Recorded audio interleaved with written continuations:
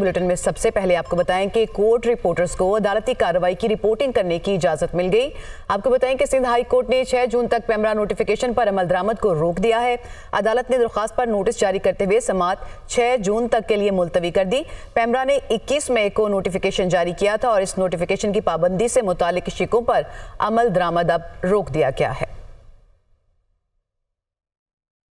कौमी असम्बली का बजट इजलास 5 जून को शाम 5 बजे होगा। ज़राए कौमी असम्बली का इस हवाले से बताना है कि आइंदा माली साल का वफाकी बजट 8 जून को कौमी असम्बली में पेश होगा।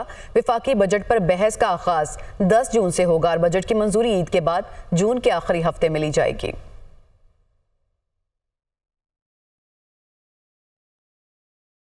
वफाकी बजट में सिगरेट महंगे होने का इम्कान, सिफारिशात मुरतब हो रही हैं। रवा हफ्ते वजारत खजाना को भिजवाई जाएंगी। ज़राए वजारत सेहत के मुताबिक सिगरेट के पैकेट पर FED में 15 से 19% तक इजाफे का इम्कान है। सिगरेट पैकेट की कम से कम कीमत 127 रुपये है। हुकूमत एक पैकेट पर 120 रुपये ड्यूटी ले रही है। लोकल इंडस्ट्री का सिगरेट पैकेट 90 रुपये में फ़रोख्त हो रहा है। ज़राए वजारत सेहत के मुताबिक मल्टीनेशनल सिगरेट कंपनीज ने साल में 173 अरब रुपये टैक्स दिया। ज़राए वजारत सेहत लोकल सिगरेट कंपनीज ने साल में 240 अरब रुपये टैक्स चोरी की। एक्साइज बढ़ने से गैर कानूनी सिगरेट की फ़रोख्त में इजाफे का भी इम्कान है। वफाकी बजट में सिगरेट महंगे होने का इम्कान जाहिर किया जा रहा है। सिफारिशात भी मुरतब हो रही हैं। रवा हफ्ते वजारत खजाना को भिजवाई जाएंगी। चेयरमैन FBR अमजद ज़ुबैर टवाना की दुनिया न्यूज़ से आइंदा बजट तजावीज़ पर गैर रस्मी गुफ्तगू। कहा कि आइंदा माली साल FBR का टारगेट 12,500 अरब रुपये से ज़ायद हो सकता है और टैक्स हदफ और टैक्स कलेक्शन के लिए मुख्तलिफ तजावीज़ ज़ेर गौर हैं। ताजे दो स्कीम की रजिस्ट्रेशन आइंदा माली साल मजीद बढ़ाई जाएगी। ट्रैक एंड ट्रेस सिस्टम की कारकर्दगी को बेहतर बनाने की कोशिश करेंगे कि रवा माली साल का टैक्स हदफ मुकम्मल किया जाए और नॉन फाइलर्स को टैक्स नेट में लाने के लिए फाइनेंस बिल में इकदाम किए जाएंगे। और वफाकी वज़ीर ख़जाना मोहम्मद औरंगज़ेब से अमरीकी सफ़ीर डोनाल्ड ब्लूम की मुलाकात। पाक अमरीका तिजारत, सरमायाकारी और इक़्तिसादी ताल्लुकात के अहम पहलुओं पर तबादला ख्याल। तर्जुमान अमरीकी मिशन के मुताबिक अमरीकी सफ़ीर ने पाकिस्तान के माशी इस्लाहात के एजेंडे के लिए जारी अमरीकी हिमायत पर रोशनी डाली। अमरीका पाकिस्तान के साथ तकनीकी और तरक्याती इक़दामात में काम करने के लिए पुरअज़्म है। वफाकी वज़ीर ख़जाना मोहम्मद औरंगज़ेब से अमरीकी सफ़ीर डोनाल्ड ब्लूम ने मुलाकात की। पाक अमरीका तिजारत, सरमायाकारी और इक़्तिसादी ताल्लुकात के अहम पहलुओं पर तबादला ख्याल किया गया। अमरीकी सफ़ीर ने पाकिस्तान के माशी इस्लाहात के एजेंडे के लिए जारी अमरीकी हिमायत पर रोशनी डाली। वज़ीर-ए-आला पंजाब की ज़ेर सदार स्पेशल इकनॉमिक जोन्स के अमूर से मुतालिक इजलास हुआ।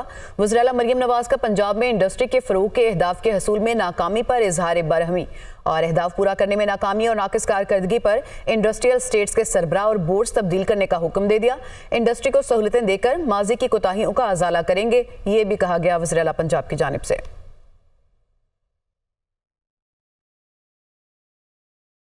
और मुस्लिम लीग नून के सेनेटर इरफान सिद्दीकी ने कहा कि मुस्लिम लीग नून की पार्टी सदारत के लिए कागजात नामजदगी शाम 5 बजे तक ले सकते हैं। अब तक 11 कागजात नामजदगी के लिए लिए गए, जो तमाम के तमाम नवाज शरीफ के लिए हैं।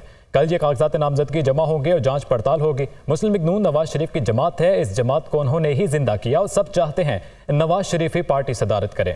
अनुश रहमान ने कहा कि नवाज शरीफ को सदर नामजद करने के लिए कारकुन और रहनुमा मौजूद हैं।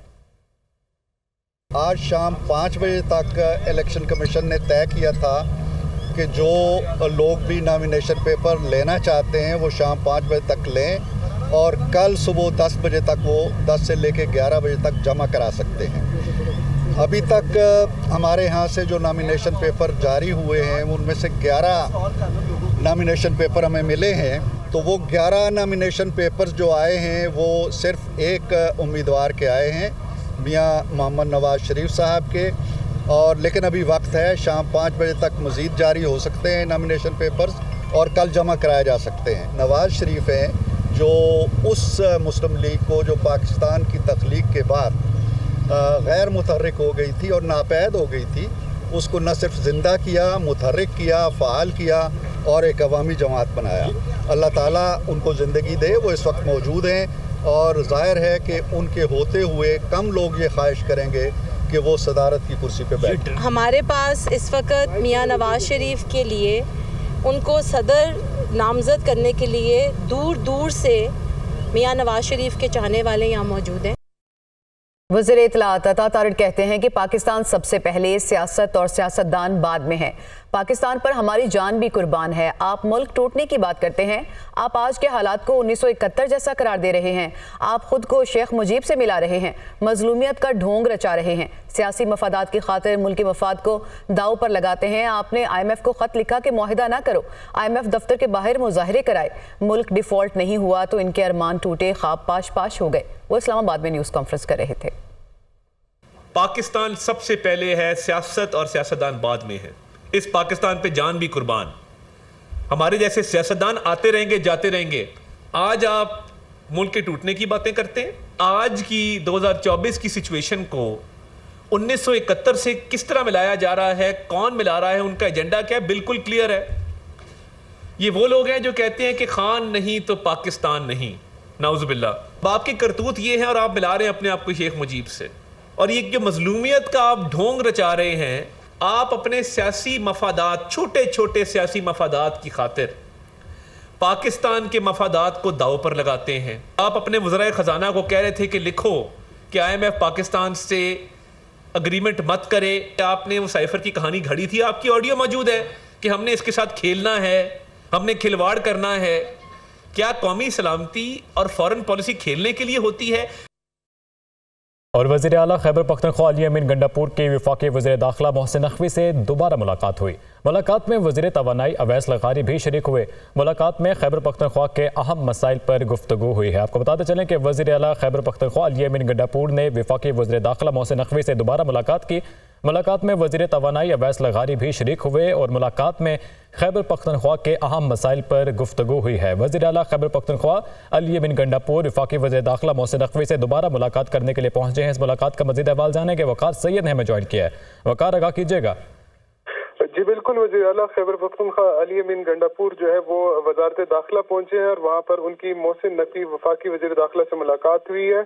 और इस मुलाकात में वफाकी वज़ीर तवानाई अवैस लगारी, जबकि इसके अलावा वफाकी सेक्रेटरी दाखिला, चीफ सेक्रेटरी खैबर पख्तूनख्वा जो फेडरल सेक्रेटरी एनर्जी हैं, इसी के अलावा सेक्रेटरी दाखिला खैबर पख्तूनख्वा, जबकि जो पेस्को के जो चीफ एग्जीक्यूटिव ऑफिसर हैं, जबकि चीफ एग्जीक्यूटिव ऑफिसर जो ट्राइबल पावर और वजारत दाखिला और एनर्जी, वजारत एनर्जी के दीगर हुकाम जो है वो इसमें शरीक थे। ज़राए के मुताबिक ये जो इजलास है ये दो वजारतों का मुश्तरका तौर पर, इस पर अली अमीन के जो सूबे में जो लॉ एंड ऑर्डर की सिचुएशन है और उसके अलावा जो सबसे बड़ा दरपेश जो मसला है जिसमें लोड शेडिंग का मसला है और रिकवरी ना होने का है, उससे मुतालिक वजारत दाखिला के साथ एक हिकमत अमली जो है वो तय की जा रही है। जबकि जो अली अमीन गंडापुर है उन्होंने दोबारा जो है वो ये इस्तदा की है कि जो उनके सूबे के यानी पन बिजली की मद में जो वाजिबात हैं वो जो है वो अदा किए जाए। अगर वो अदा नहीं किए जाते तो उनका रिलीफ जो है वो खैबर पख्तूनख्वा के जो अवाम है उनके बिलों में उनको जो है वो दिया जाए।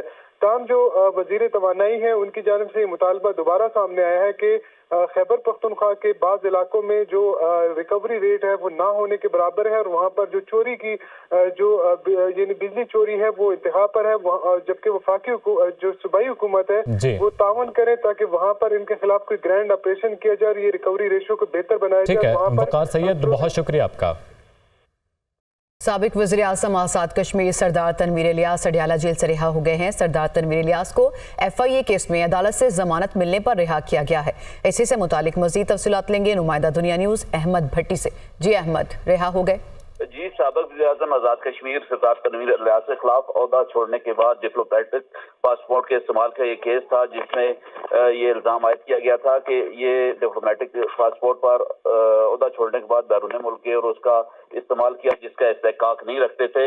इनकी जमानत की दरख्वास्त थी, गिरफ्तारी के बाद जमानत दरख्वास्त थी जिसमें जुडिशल मजिस्ट्रेट अब्बास शाह ने इसकी समाअत की और FIA ने जमानत की दरख्वास्त की मुखालफत की। ताहम अदालत ने 1 लाख रुपए के मुचलकों के एवज जमानत मंजूर कर ली और सरदार तनवीर इलियास को रिहा करने का हुक्म दिया, जिसके बाद इसकी रोबकार अडयाला जेल भिजवाएगी जहाँ पे अडयाला जेल हुकाम ने ज़ाब्ते की कार्रवाई मुकम्मल होने के बाद उनको अडयाला जेल से रिहा कर दिया। सही।